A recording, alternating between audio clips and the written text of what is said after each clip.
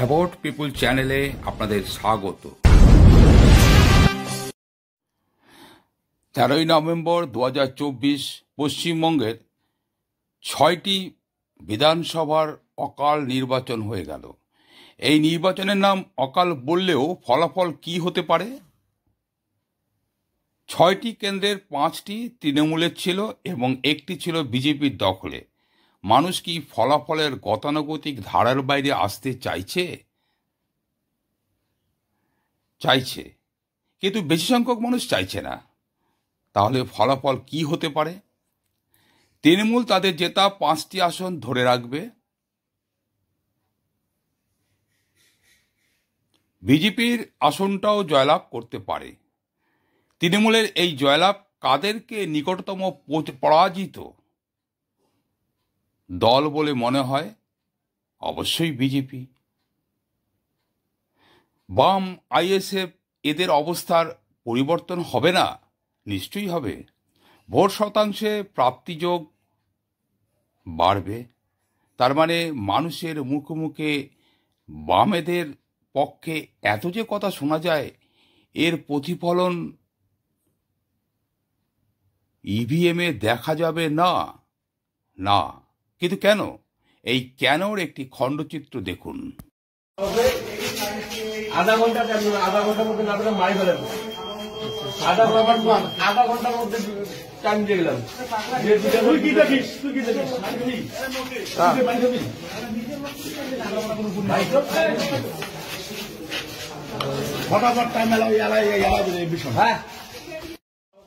উত্তরবঙ্গ সংবাদ থেকে প্রাপ্ত এই ভিডিওর বার্তা কি? পশ্চিমবঙ্গের সম্পূর্ণ গণতান্ত্রিক আবহে মিটল 13ই নভেম্বর 2024 অকাল নির্বাচন। আধ ঘন্টার সময় দেওয়া হয়েছিল বিরোধী পোলিং এজেন্টকে বুথ ছেড়ে উঠে যাওয়ার জন্যে। দেখলেন, বুঝলেন, উপভোগ করলেন, হাততালি দিন। গণতন্ত্রের বিরুদ্ধে হুমকিদারদের সঙ্গে বিজয় উৎসবে আবির খেলতে অপেক্ষায় থাকুন। হাততালি দেওয়ার প্রস্তাব যারা মানতে নারাজ, তাদের জন্য কিছু কথা বলি। এই মুহূর্তে বেশ কিছু মানুষ ভাবছেন দেশ বা রাজ্য রসাতলে গেলে যাবে, তাতে আমার কি, আমি তো ঠিকই আছি।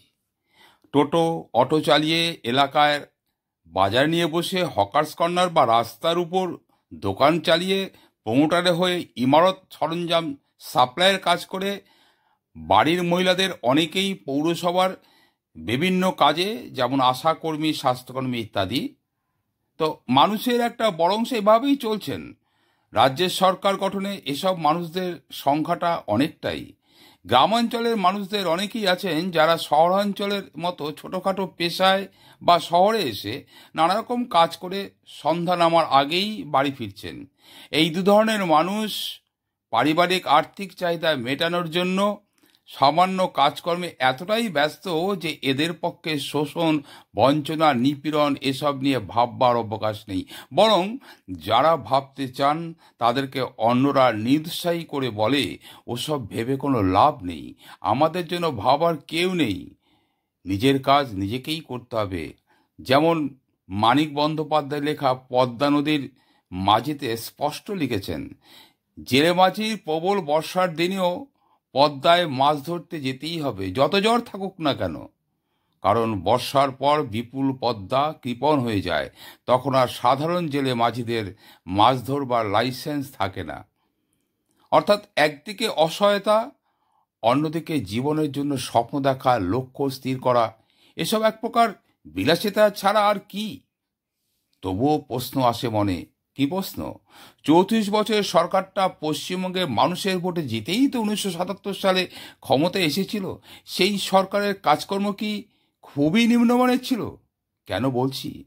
প্রথমবার যদি মেনে নেই মানুষ ক্ষমতায় এনেছিল, তারপরের টার্মগুলি জোর করে ক্ষমতায় ছিল, ঠিক যেমন আজকের নির্বাচনের দিনগুলিতে দেখা যায়।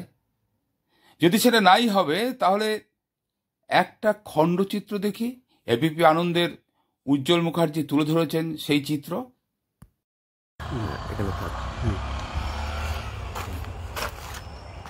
নমস্কার, এবিপি আনন্দের ফেসবুক লাইভে আপনাদের স্বাগত। এসেছিলাম হারোয়ার উপনির্বাচনের খবর কভার করতে। সাত সকালে আমরা পৌঁছে গেছিলাম শাসনে, কারণ হাড়োয়ার উপনির্বাচন বা হাড়োয়ার যে কোনো নির্বাচনের ফলাফল কি হবে তা অনেকটাই কিন্তু নির্ভর করে। এই অঞ্চল কোনো এক সময় কংগ্রেসের দাপট ছিল, পরবর্তী 1977 সাল থেকে 2011 সাল পর্যন্ত এখানে বামপন্থীরা জয়ী হয়েছে, পরবর্তী সময় থেকে তৃণমূল কংগ্রেস তারা প্রতিটা নির্বাচনই এখানে জয়ী হয়েছে।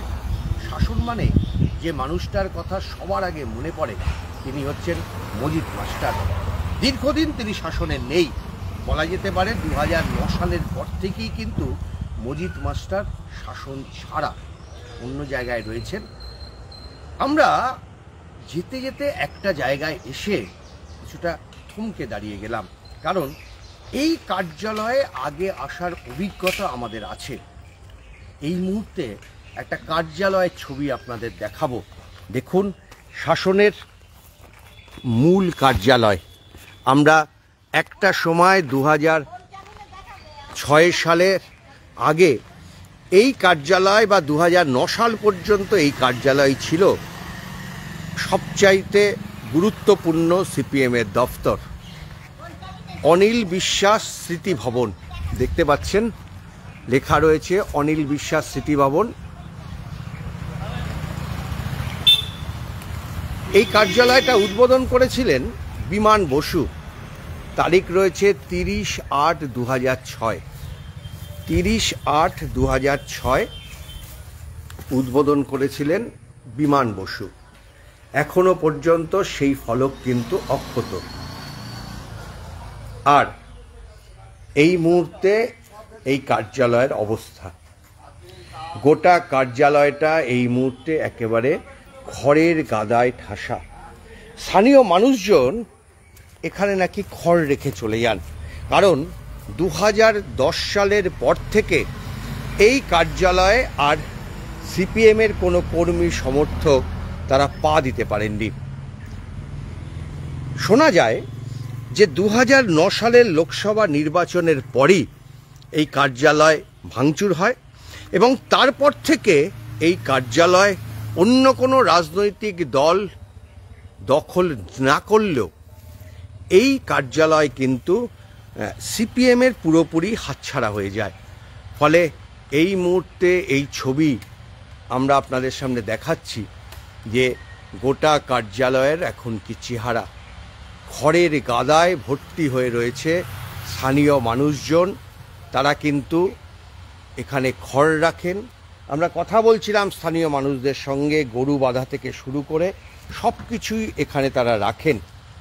কেন এই অবস্থা, কেন এই চেহারা, কেন সিপিএমের কার্যালয় এখন খড়ের গাদায় পরিণত হয়েছে? তার কারণ এই অঞ্চল কিন্তু এখন তৃণমূল কংগ্রেসের একচ্ছত্র দাপট এবং বামপন্থীরা এই অঞ্চলে নেই বললেই চলে। গত শেষ দুটো বিধানসভা এবং আজকের এবারের উপনির্বাচনেও বামেরা এখানে প্রার্থী দেয়নি, তারা আইএসএফকে সমর্থন করেছেন এবং দীর্ঘদিন ধরে এই অঞ্চল বামেরা একচেটিয়া দাপট দেখালো। এখন কিন্তু সবটাই কার্যত ইতিহাস, আর ইতিহাসের হাত ধরেই অনিল বিশ্বাস ভবন,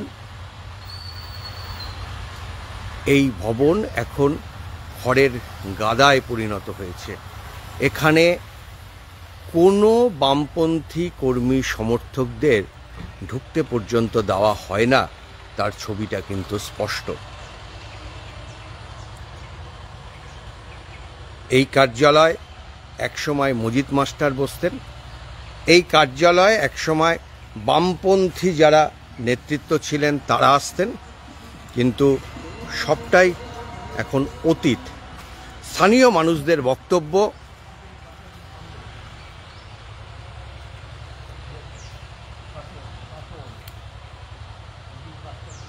দেখতে পাচ্ছেন যে স্থানীয় মানুষদের বক্তব্য যে এখানে বামপন্থী কর্মীদেরকে 2009 সালের পর থেকে আর ঢুকতেই দেওয়া হয়নি, তাদেরকে কাছে ঘেঁষতে দেওয়া হয়নি। ফলে যা হওয়ার এখন তাই হয়েছে। আমরা এরকম একটি সিপিএমের কার্যালয়ের ছবি আপনাদের সামনে তুলে ধরলাম, কারণ রাস্তায় যেতে যেতে আমাদের মনে হয়েছে এই ছবিই বোধহয় বলে দেবে যে এই মুহূর্তে এই অঞ্চলে বামপন্থীদের কি অবস্থা।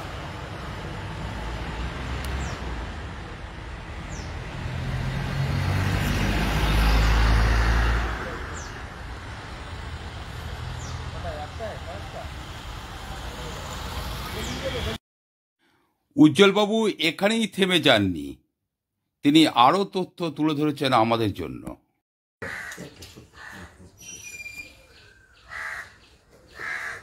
নমস্কার, এবিপি আনন্দের ফেসবুক লাইভে আপনাদের স্বাগত।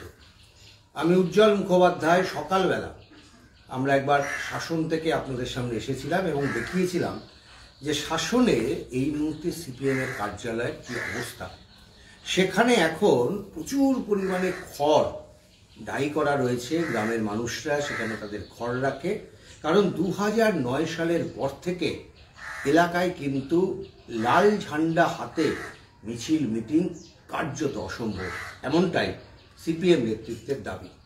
আর শাসনে আসলে যার কথা অবশ্যই একবার সকলের মনে হয় বা শাসনের নাম উচ্চারণ হলে যার কথা অবশ্যই মনে পড়ে তিনি মজিদ মাস্টার মশাই। আমি এসেছি তার সঙ্গে, স্যারের সঙ্গে দেখা করতে। সকাল থেকে ব্যস্ত ছিলেন, বারাসাতে গেছিলেন এবং তাকে কিছুক্ষণ আগে জানতে চাইছিলাম যে শাসনে নির্বাচন হচ্ছে আর মজিদ মাস্টার মশাই বাড়িতে বসে রয়েছেন, এই ছবি কতদিন পর এই অঞ্চলের মানুষজন দেখলেন? কতদিন পর দেখলেন স্যার? আমি বোধহয় 2009 সালের লোকসভার নির্বাচন হয়েছিল বোধহয় 9 সালে, ও সেই নির্বাচনে কাজ করেছিলাম। তো তারপরে আমার নামে একটা খুনের কেস দেওয়া হয়। আমি তখন পুলিশের গ্রেপ্তার এড়াতে আত্মগোপন করি, বাড়ি থেকে চলে যাই। তারপর থেকে 10 বছর আমি বাড়ি ছাড়াছিলাম। মানে 2011 নির্বাচন, 2016 বিধানসভা নির্বাচন, মাঝখানে পঞ্চায়েত ভোট, কোনোটাতেই আপনি বাড়ি থাকতে পারেননি?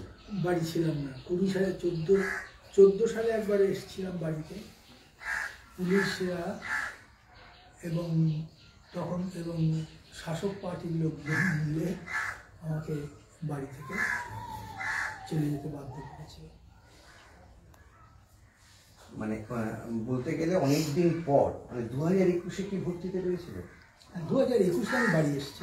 2020 সালের 22শে জানুয়ারি আমি বাড়ি আসি। তারপর থেকে যত নির্বাচন হয়েছে ভোট দিয়েছি। মশাই, এখানকার বিরোধীরা, আজকে যারা সরকারে, সেদিন যারা আপনাদের বিরোধী ছিল, তাদের বক্তব্য হচ্ছে যে শাসনেও যে ভোট হচ্ছে, এবারও যা ভোট হচ্ছে আমরা দেখেছি বহু গ্রামের মানুষজন ভোট দিতে পারেনি। গত পরশু রাত্রিবেলা তাদের বাড়িতে গিয়ে বলে আসা হয়েছে যে ভোট দিতে যাওয়া যাবে না, এবং তারাও যে সাংবাদিকদের সামনে মুখ খুলবেন সেটাও তাদের ভয়, কারণ তারপরে তাদের দোকান বন্ধ হয়ে যেতে পারে, তাদের এলাকা ছাড়া হতে পারে। তবে কেউ সাংবাদিকদের সামনে মুখ খুলছেন না, কিন্তু বহু অংশের মানুষ তারা ভোট দিতে যেতে পারছে না, এটা বাস্তব সত্য। এবং কোনো তৃণমূল নেতৃত্বের দাবি যে এটা নাকি শাসনের পরম্পরা, আপনার সময় থেকে শাসনে যে কাজ হয়ে চলেছে সেই ঐতিহ্যই নাকি বহন করে চলেছে আজকে শাসক দল। এটার উত্তর এই দেওয়া যেতে পারে যে পঞ্চায়েত নির্বাচনে 1978 সালে প্রথম পঞ্চায়েত নির্বাচন বোধহয় হয়। তারপর থেকে বেশ কয়েকটা পঞ্চায়েতে এখানে সিপিআইএম ছাড়া অন্য দলের প্রার্থীরা ভোটে জিতেছেন। 78 সালে এখানে জেলা পরিষদে সিপিআইএম প্রার্থী হেরে গিয়েছিলেন। তারপরেও প্রতি পঞ্চায়েতের নির্বাচনে একাধিক প্রার্থী অন্য দলের তারা জিততেন। এমনকি 1998 সালে আমি নিজে পঞ্চায়েত ভোটে দাঁড়িয়ে হেরে গিয়েছিলাম। এরপরেও আপনারা যদি বলেন যে এখানে বিরোধী দলের লোকেরা ভোট দিতে পারে না, তাহলে আমার কিছু বলার নেই। কিন্তু 90 সালে আপনি হেরেছিলেন, নির্বাচন কমিশনের খাতা বলছে ঠিক, কিন্তু আপনি কি সত্যি মনে করেন যে সেই সময় আপনাদের কোট আনকোট জামানায় বা আপনার জামানায় শাসনে সত্যি গণতন্ত্র ছিল? বিরোধীরা কথা বলতে পারতেন, মিছিল করতে পারতেন, মিটিং করতে পারতেন? হ্যাঁ, মিছিল করতেন, মিটিং করতেন, তারা ভোটও দিতেন, পতাকাও আপনার শাসনটা বড় হয়ে দেখা দেয়নি? শাসনে আমরা কৃষক আন্দোলন করে এখানকার মানুষদের যোদ্ধা, এখানে যদি কংগ্রেস না থাকবে তাহলে সিপিআইএম কর্মীরা খুন হলো কি করে? এমনকি আমার ভাইও এখনো পর্যন্ত তার কিডনির পাশালে, তাহলে কংগ্রেসীদের ক্ষমতা না থাকলে তারা এগুলো করে।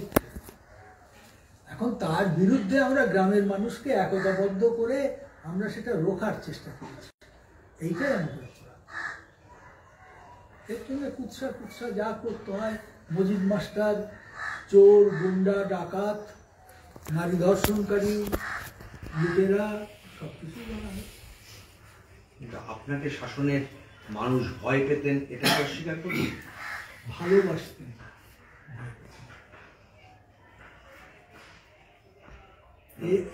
এখনই একজন বলছিলেন যে এখানে সিপিএম এর অনেক কমরেডরা অনেক কিছু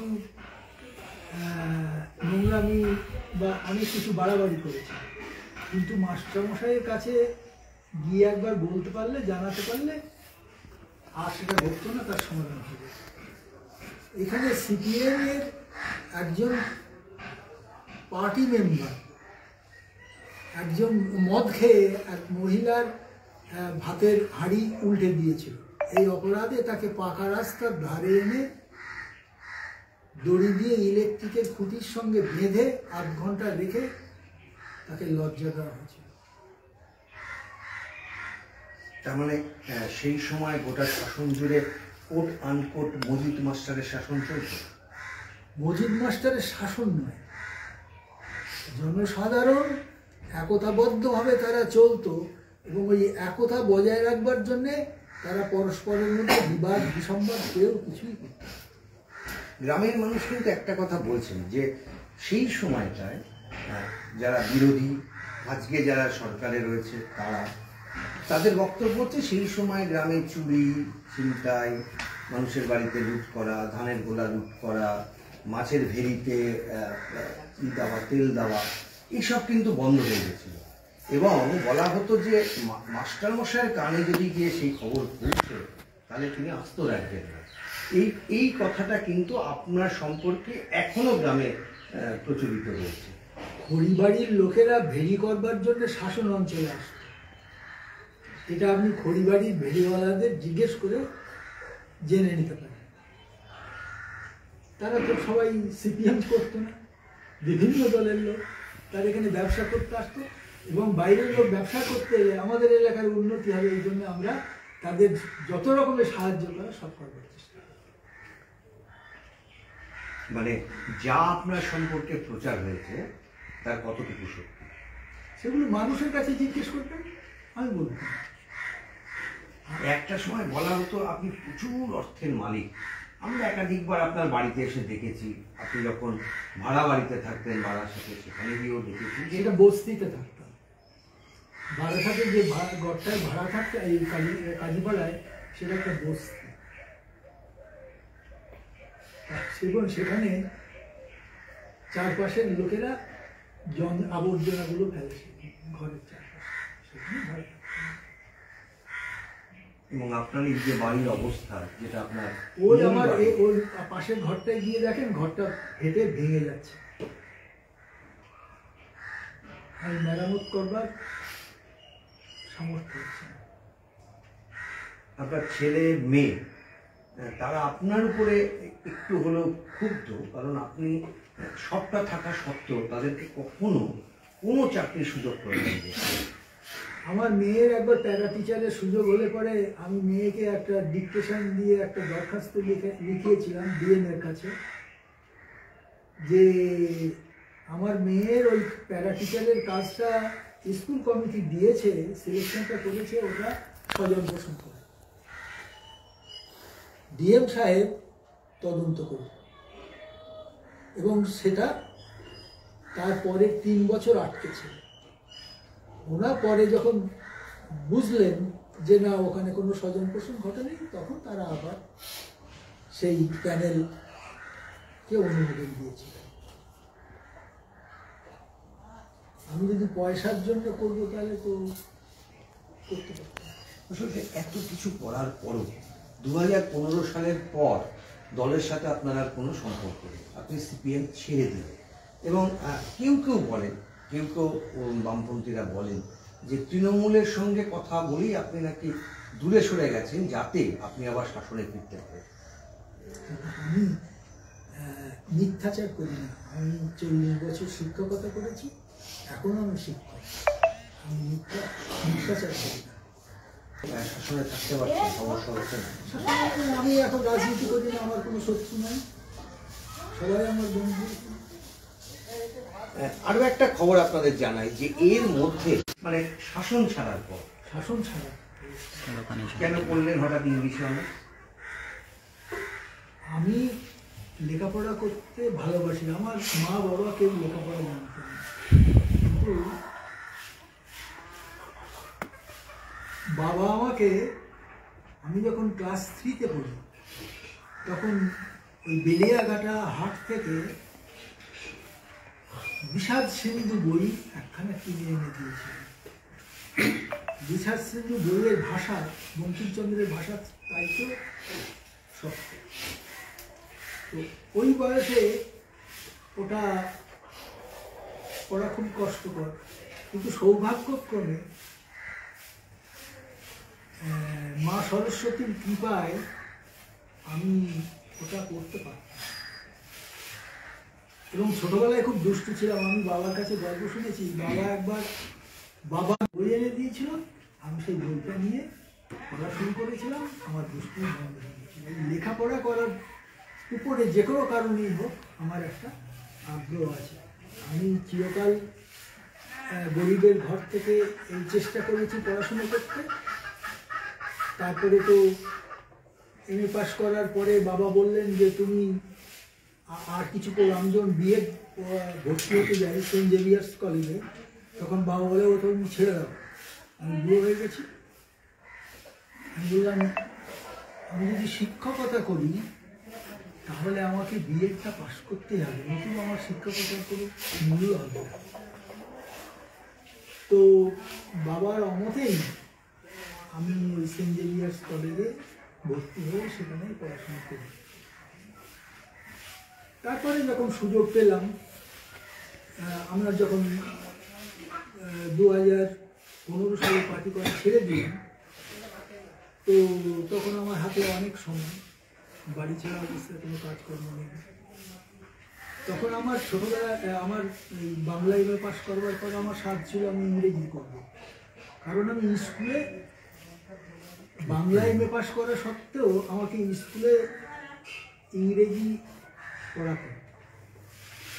এবং আমার এমনই দুর্ভাগ্য যে আমি 11-12 ক্লাসে ইংরেজি পড়াতাম, স্কুলে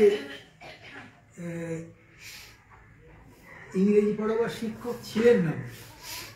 তারপর যখন এমএ পাস শিক্ষক ইংরেজিতে এমএ যখন আমাদের স্কুলে জয়েন করলেন এসএসসি মারফত, তো তখন আমি এই প্রধান শিক্ষককে বলি এইবার আমাকে রেহাই দিতে হবে, আমি নিচের ক্লাসে ইংরেজি পড়াবো, ক্লাস 10 পর্যন্ত পড়াবো, আমি 11-12 ক্লাসে পড়াবো না, কারণ আমার বিদ্যে নেই। তো মাস 6 এইভাবে চলবার পরে হেডমাস্টার মশাই একদিন আমাকে ডেকে আবার বললেন ওটা হবে না, ওই 11-12 ক্লাসের ইংরেজি আপনিও অর্ধেক পড়াবেন, আর ওই যিনি ইংরেজি শিক্ষক এমএ পাস করা যিনি এসছেন এসএসসি থেকে উনি অর্ধেক পড়াবেন। সেই থেকে আমার অবসরকাল পর্যন্ত আমাকে ইংরেজি পড়াতে হয়েছিল। আর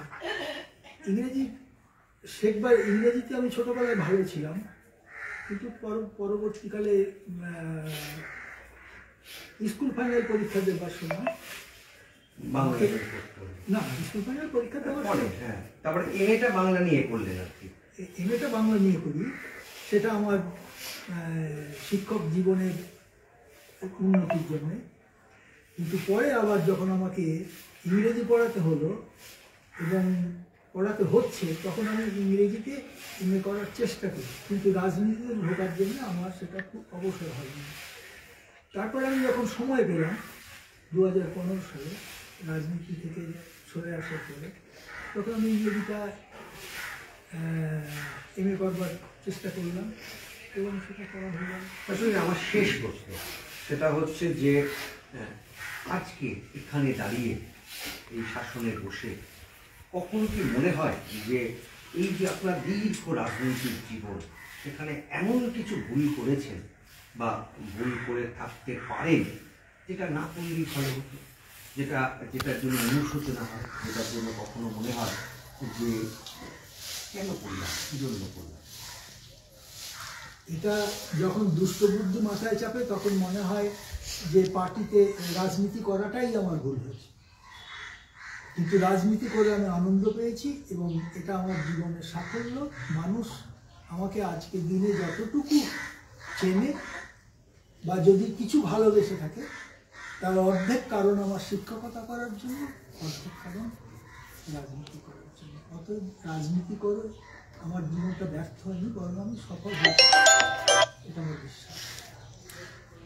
মাস্টারমশাইয়ের সঙ্গে দীর্ঘ আলাপ আলোচনা, অনেকগুলো অভিজ্ঞতার কথা আমরা জানলাম, কিন্তু তারপর যতদিন পর্যন্ত শাসনে মজিদ মাস্টার থাকবেন, তাকে ঘিরে কিন্তু বিতর্ক থাকবে, বারবার উঠে আসবে 2006 সালের কথা, 2008 সালের কথা। মমতা বন্দ্যোপাধ্যায় মিটিং করতে এসে এখানে একজন লোকও শাসনের রাস্তায় না বেরোনো, অনেক ইতিহাসের কথা। কিন্তু একই সঙ্গে শাসনের মানুষ কিন্তু এক বাক্যে স্বীকার করেন যে এই মানুষটা কখনো অর্থলোভী ছিলেন না, কখনো ধন সম্পদ বাড়াননি, কখনো নিজের ছেলেমেয়ের জন্য কোনো চাকরির সুপারিশ করেননি, এমনকি তার পরিবারের যারা বাকি সদস্য তাদের জন্য কিন্তু কখনো এমন কোনো কাজ করেননি যেটা নেতা হিসেবে তিনি করতেই পারতেন বা আজকে অনেকেই করছেন। ফলে মাস্টারমশাই সম্পর্কে এই শ্রদ্ধার জায়গা এখনো কিন্তু শাসনের মানুষের মধ্যে আছে। আর বিতর্ক সে তো চলবে, আগামী দিনেও চলবে। আমি উজ্জ্বল মুখোপাধ্যায় আপনাদের সঙ্গে ছিলাম এবং দীর্ঘক্ষণ মাস্টারমশাইয়ের সঙ্গে আমরা কথা বললাম, তার অভিজ্ঞতার কথা, শাসনকে ঘিরে নানা প্রশ্নের কিছু উত্তর অবশ্যই আমরা বোঝার চেষ্টা করলাম। নমস্কার। দীর্ঘক্ষণ হলো আপনাদের ধৈর্য আর নেই এই পোস্টটা দেখবার। শুধু দুটো কথা বলবো, 34 বছরের সরকারটার কাজকর্ম সম্পর্কে সাধারণ মানুষের তেমন কিছু ডিটেলসে জানা আছে বলে আমার মনে হয় না। কারণ সদ্য জ্যোতিবাবুর এবং তার অনুজ সদ্য বুদ্ধদেব বাবুর প্রশাসন দুর্নীতিবাজ ছিল এমন কথা বলবার লোক পশ্চিমবঙ্গে কেন, সারা ভারতেও হাতে গোনা লোক পাওয়া যাবে। কিন্তু তাদের সংগঠনের বিরুদ্ধে মানুষের অভিযোগ আছে। যতদূর জানি তাদের সংগঠন ক্ষমতায় আসবার কয়েক বছর পর্যন্ত সংগঠনের ছাত্র সংগঠনে কেউ প্রার্থী হতে গেলেও ক্যারেক্টার সার্টিফিকেট লাগত, পরে মূল সংগঠনে ঢুকতেও সুপারিশ থাকলেই হতো। অর্থাৎ সংগঠনের দরজা হাট করে খোলা ছিল। ফলে যা হবার তাই হয়েছে। বেনজল সংগঠনের এত ক্ষতি করেছে যে মানুষজন সংগঠনকে পছন্দ করছেন, কিন্তু ভালোবাসতে আরও সময় নিচ্ছেন। পছন্দ করা আর ভালোবাসার মধ্যে যথেষ্টই প্রভেদ আছে। ফুল পছন্দ হলেই মানুষ ছিঁড়ে ফেলে, ফুলকে ভালোবাসলে তাকে যথাযথভাবে রেখেই পরিচর্যা করেন। পোস্টটি ভালো লাগলে লাইক, কমেন্ট, শেয়ার করবেন আর সাবস্ক্রাইব করে এগিয়ে চলতে উৎসাহিত করবেন। সবাই ভালো থাকবেন। ধন্যবাদ।